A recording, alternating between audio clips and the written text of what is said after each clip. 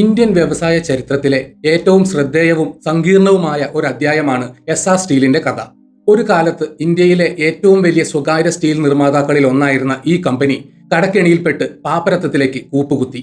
പിന്നീട് നീണ്ട നിയമ പോരാട്ടങ്ങൾക്കും ലേലങ്ങൾക്കും ഒടുവിൽ ലോകത്തിലെ ഏറ്റവും വലിയ സ്റ്റീൽ കമ്പനിയായ ആർസലർ മിത്തലിന്റെ കൈകളിലേക്ക് എത്തിച്ചേർന്നു.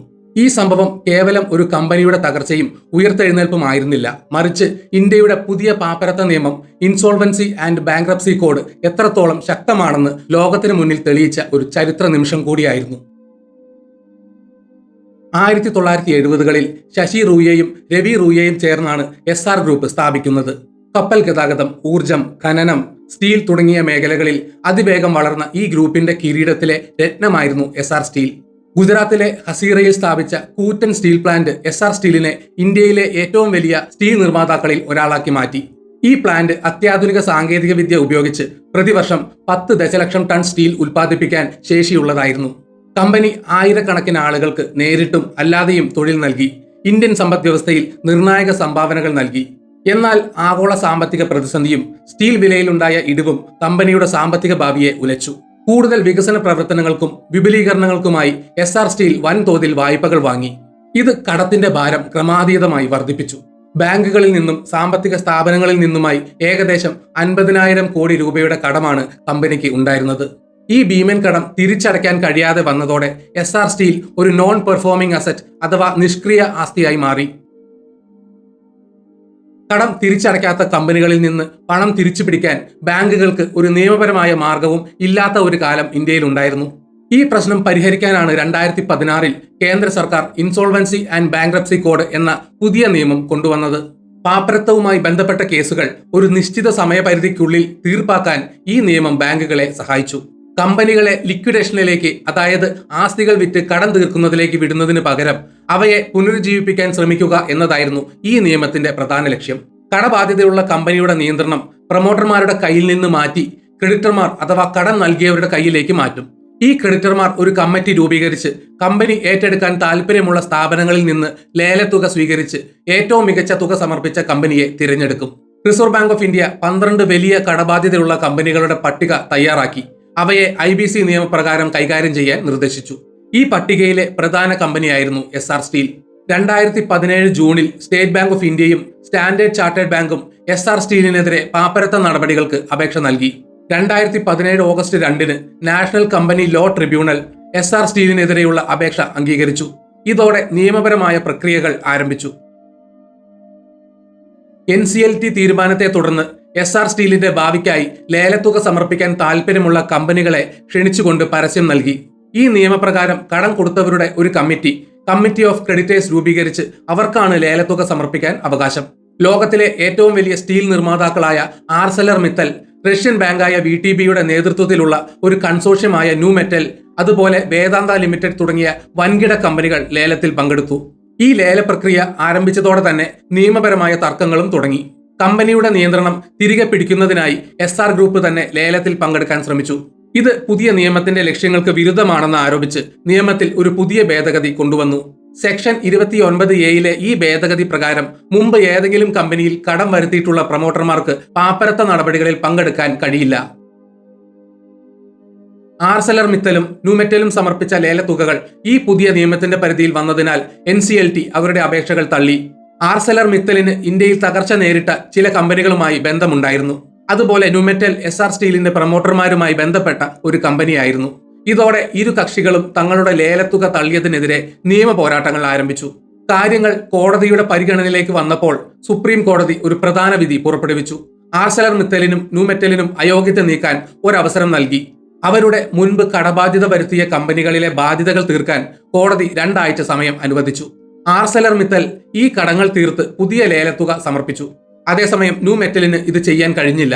ഇതോടെ ആർസലർ മിത്തൽ ഏക യോഗ്യതയുള്ള ലേലക്കാരനായി മാറി. ഇതിനിടയിൽ എസ്ആർ സ്റ്റീലിന്റെ പ്രൊമോട്ടർമാരായ റൂയ കുടുംബം തങ്ങളുടെ കടം മുഴുവൻ തിരിച്ചടയ്ക്കാൻ തയ്യാറാണെന്ന് അറിയിച്ചു. ഇത് വലിയൊരു നിയമപ്രശ്നത്തിന് വഴിവെച്ചു. ലേലം പൂർത്തിയായ ശേഷം കടം മുഴുവൻ തിരിച്ചടയ്ക്കാൻ പ്രൊമോട്ടർമാർക്ക് അവകാശമുണ്ടോ എന്നതായിരുന്നു പ്രധാന ചോദ്യം. ഇത് ലേലത്തിന്റെ വിശ്വാസ്യതയെ തന്നെ ഇല്ലാതാക്കുമെന്ന് ക്രെഡിറ്റർമാർ വാദിച്ചു. സുപ്രീം കോടതി പാപ്പരത്ത നടപടികൾക്ക് മുൻഗണന നൽകണം എന്ന് പ്രഖ്യാപിച്ചു. അങ്ങനെ ആർസലർ മിത്തലിന്റെ 42,000 കോടി രൂപയുടെ ലേലത്തുക ക്രെഡിറ്റർമാരുടെ കമ്മിറ്റി അംഗീകരിച്ചു. ലേലത്തിൽ ഏറ്റവും ഉയർന്ന തുക ആർസലർ മിത്തൽ സമർപ്പിച്ചുവെങ്കിലും നിയമ പോരാട്ടങ്ങൾ അവസാനിച്ചിരുന്നില്ല. എസ്ആർ സ്റ്റീലിന് കടം നൽകിയിരുന്നത് 2 തരം ക്രെഡിറ്റർമാരായിരുന്നു. ഫിനാൻഷ്യൽ ക്രെഡിറ്റർമാരായ ബാങ്കുകളും വൻകിട സാമ്പത്തിക സ്ഥാപനങ്ങളും. ഇവർക്ക് വായ്പ നൽകിയ തുകയ്ക്ക് പകരമായി കമ്പനിയുടെ ആസ്തികൾ ഈടായി വെച്ചിരുന്നു. എസ്ആർ സ്റ്റീലിന്റെ കാര്യത്തിൽ ഇത് പ്രധാനമായും സ്റ്റേറ്റ് ബാങ്ക് ഓഫ് ഇന്ത്യയുടെ നേതൃത്വത്തിലുള്ള ബാങ്കുകളുടെ കൺസോർഷ്യമായിരുന്നു. ഓപ്പറേഷണൽ ക്രെഡിറ്റേഴ്സ്, അതായത് എസ്ആർ സ്റ്റീലിന് അസംസ്കൃത വസ്തുക്കൾ, സേവനങ്ങൾ, വൈദ്യുതി തുടങ്ങിയവ നൽകിയ കമ്പനികൾ. ഇവർക്ക് ഈടായി ഒരു ആസ്തിയും ലഭിച്ചിരുന്നില്ല. ആർസലർ മിത്തൽ സമർപ്പിച്ച ലേലത്തുകയിൽ ഭൂരിഭാഗവും ഫിനാൻഷ്യൽ ക്രെഡിറ്റർമാർക്ക് നൽകാനായിരുന്നു പദ്ധതി. എന്നാൽ ഓപ്പറേഷണൽ ക്രെഡിറ്റർമാർക്ക് വളരെ ചെറിയൊരു തുക മാത്രമാണ് ലഭിക്കുക. ഇതിനെതിരെ ഓപ്പറേഷണൽ ക്രെഡിറ്റേഴ്സ് അപ്പീൽ നൽകി. National company law appellate tribunal (NCLAT) എന്ന അപ്പീൽ കോടതി ഓപ്പറേഷണൽ ക്രെഡിറ്റർമാരുടെ വാദം അംഗീകരിച്ചു. ലേലത്തുക എല്ലാ ക്രെഡിറ്റർമാർക്കും തുല്യമായി വീതിക്കണമെന്ന് അവർ ഉത്തരവിട്ടു. ഇത് ഫിനാൻഷ്യൽ ക്രെഡിറ്റർമാർക്ക് വലിയ നഷ്ടമുണ്ടാക്കി. ഇതോടെ ബാങ്കുകളുടെ കൂട്ടായ്മയായ ഫിനാൻഷ്യൽ ക്രെഡിറ്റർമാർ ഈ തീരുമാനത്തിനെതിരെ സുപ്രീം കോടതിയെ സമീപിച്ചു. നീണ്ട വാദപ്രതിവാദങ്ങൾക്കൊടുവിൽ 2019 നവംബർ 15-ന് സുപ്രീം കോടതി ഒരു ചരിത്രപരമായ വിധി പ്രഖ്യാപിച്ചു. ഫിനാൻഷ്യൽ ക്രെഡിറ്റർമാരുടെയും ഓപ്പറേഷണൽ ക്രെഡിറ്റർമാരുടെയും അവകാശങ്ങൾ ഒരുപോലെയല്ല. വായ്പയ്ക്ക് ഈട് വാങ്ങിയിട്ടുള്ള ഫിനാൻഷ്യൽ ക്രെഡിറ്റർമാർക്ക് ലേലത്തുകയിൽ മുൻഗണന നൽകാം. ലേലത്തുക ആർക്ക് എത്ര വീതം നൽകണം എന്ന കാര്യത്തിൽ ക്രെഡിറ്റർമാരുടെ കമ്മിറ്റിയുടെ കൊമേഴ്ഷ്യൽ ഡിസിഷൻ അന്തിമമായിരിക്കും. ഇതിൽ കോടതികൾക്ക് ഇടപെടാൻ പരിമിതമായ അവകാശം മാത്രമേ ഉള്ളൂ. പുതിയ പാപ്പരത്വ നിയമം ഒരു കമ്പനിയെ പാപ്പരത്വത്തിലേക്ക് വിട്ട് ആസ്തി വിറ്റഴിക്കാനുള്ളതല്ല, മറിച്ച് അതിനെ രക്ഷിച്ചെടുക്കാനാണ്. ഈ സുപ്രധാന വിധി പാപ്പരത്വ നിയമത്തിന്റെ കാര്യത്തിൽ വലിയ വ്യക്തത നൽകി. കടം നൽകിയ ബാങ്കുകൾക്ക് ഒരു പരിധി വരെ ആശ്വാസം നൽകി. ഇതോടെ ആർസലർ മിത്തലിന്റെ ലേലത്തുക ഫിനാൻഷ്യൽ ക്രെഡിറ്റർമാർക്ക് നൽകാൻ വഴിയൊരുങ്ങി. സുപ്രീം കോടതി വിധിക്ക് ശേഷം 2019 ഡിസംബറിൽ ആർസലർ മിത്തൽ എസ്ആർ സ്റ്റീലിന്റെ ഏറ്റെടുക്കൽ നടപടികൾ പൂർത്തിയാക്കി. അവർ ജാപ്പനീസ് സ്റ്റീൽ കമ്പനിയായ നിപ്പോൺ സ്റ്റീലുമായി ചേർന്നാണ് ലേലത്തിൽ പങ്കെടുത്തത്. അങ്ങനെ SR steel Arcelor Mittal Nippon steel India എന്ന പുതിയ പേരിൽ പുനരുജ്ജീവിപ്പിക്കപ്പെട്ടു. ഈ ഏറ്റെടുക്കൽ എസ്ആർ സ്റ്റീലിന്റെ ചരിത്രത്തിൽ ഒരു പുതിയ അധ്യായം തുറന്നു. ആർസലർ മിത്തലിന്റെ ആഗോള നിലവാരത്തിലുള്ള മാനേജ്മെന്റും സാങ്കേതിക വിദ്യയും കമ്പനിയുടെ പ്രവർത്തനങ്ങളെ മെച്ചപ്പെടുത്തി. ഇത് നഷ്ടത്തിൽ നിന്ന് ലാഭത്തിലേക്ക് ഒരു മാറ്റത്തിന് കാരണമായി. എസ്ആർ സ്റ്റീലിന്റെ ജീവനക്കാർക്കും ഓപ്പറേഷണൽ ക്രെഡിറ്റർമാർക്കും ഇതൊരു പരിധിവരെ ആശ്വാസമായി. ഈ നീണ്ട പോരാട്ടത്തിൽ ഏകദേശം 50,000 കോടി രൂപയുടെ കടം തീർക്കാൻ ആർസലർ മിത്തൽ 42,000 കോടി രൂപ നൽകി. ഈ തുകയിൽ 85% ഫിനാൻഷ്യൽ ക്രെഡിറ്റർമാർക്ക് ലഭിച്ചു.